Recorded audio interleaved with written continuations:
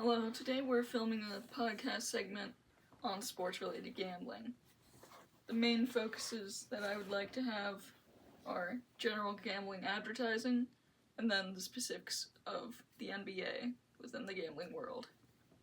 So hello Luke, this is Luke. How are you doing today?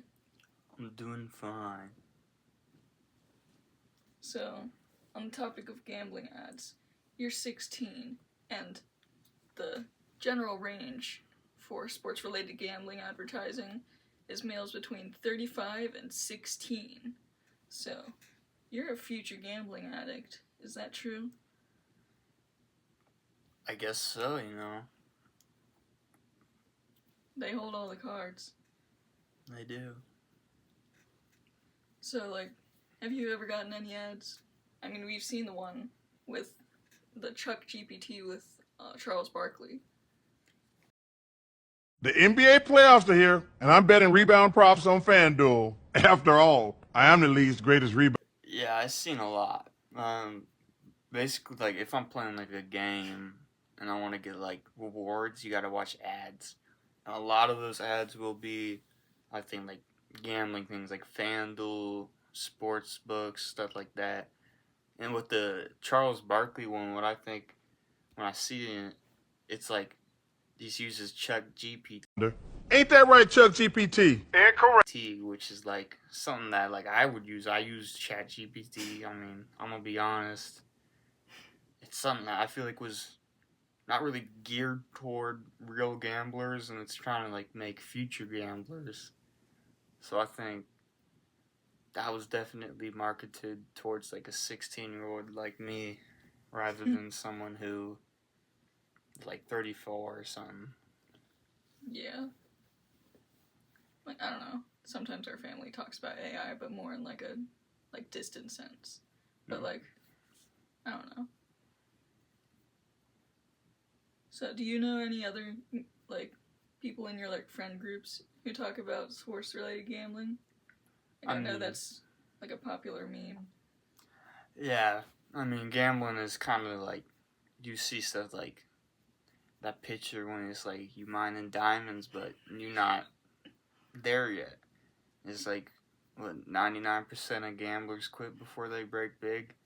I mean, it's something you just talk to your friends with, and now I think it is kind of geared towards children, and they're looking for a future. I wear shirts with the Goodfellas on it or something like that. They talk about casinos and stuff.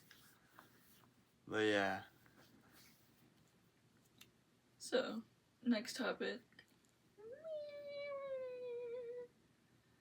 Tell me what you know about the JONTAY Porter scandal. Yeah, I remember when that happened. That was kind of a big deal because I'm a big fan of the Chicago Bulls, and my favorite player at the time was DeMar DeRozan, and he had been speaking against sports gambling. And when the JONTAY Porter stuff happened, it was big because this was a player who you would never have known about. He didn't really do much. He wasn't even the real rotation for the Raptors at the time, and he really took advantage of the fact that he wasn't getting a lot of money because he wasn't a big name. You don't say oh, is that JONTAY Porter? I had no idea who he was until he decided to get notorious for what he did. And it was pretty obvious. I feel he could have done it better. I mean, who's gonna win $1 million off of some guy who no one knows?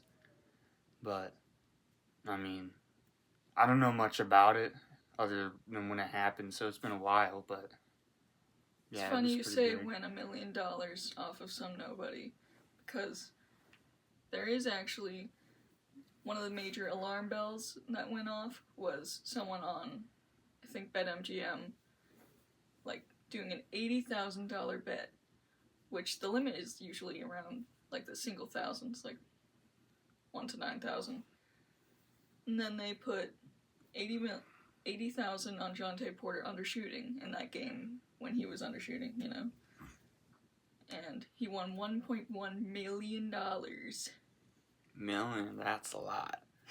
And yeah, you could tell when it's undershooting, it's like you're in control of that, and it makes it a lot more suspicious, I feel like.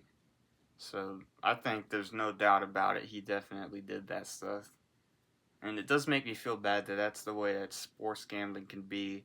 It's not like really positive. Like, you can still bet for someone to have a bad night rather than a good night. And I don't know if that's easier than to say that they were going to overshoot, but it makes the players probably feel a lot more pressured that they have to do these things. And like they got the pressure of people's parlays hitting, and they get really mad, and it's like they're just trying to play basketball. That goes for all sports.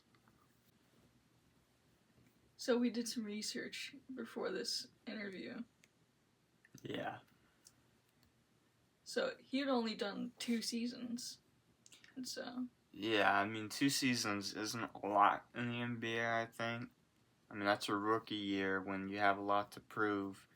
But your second season is just as much you have to prove. You have to try and be better than your first season, basically, and prove that you can still keep growing in the game. And but unfortunately, he did not. Yeah, he didn't. That's what you don't want to do. And I feel like, he was only 24 years old, and he really didn't even have that much of a chance to grow in the NBA. So I feel like if he didn't do this gambling stuff, he really could have been a future, like, star role player of the game. But he really hindered himself from growing, I feel like. Faking injuries and whatnot. Yeah. But it is sad to see that players this young will be influenced by gambling and stuff like that. But I think it's still something to think that this guy, you didn't know his name, but I'm sure he made it to the NBA, which means you have to be really good at basketball to get that far. He's not a nobody. Still, he could cross up probably anyone he met on the street. Like, yeah, he played center, so he was pretty tall. But still, you have to be great in high school. You have to impress college scouts. You have to make it to college. You have to play amazing in college just to get noticed by anyone who's... Never mind.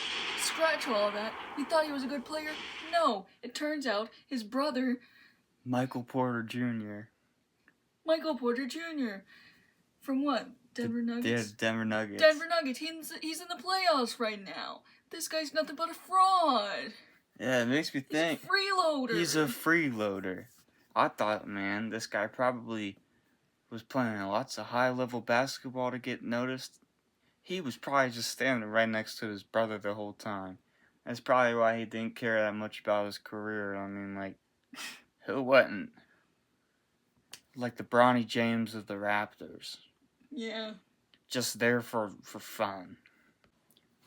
So, as we conclude, it kind of reminded me of the scene from John Wick 3 when John Wick is confronting an NBA player named Boban Marjanovic. His character is named Ernest, and he says to him, Do? 14 million, it's a lot of money. Not if you can't spend it. The wise words of John Wick.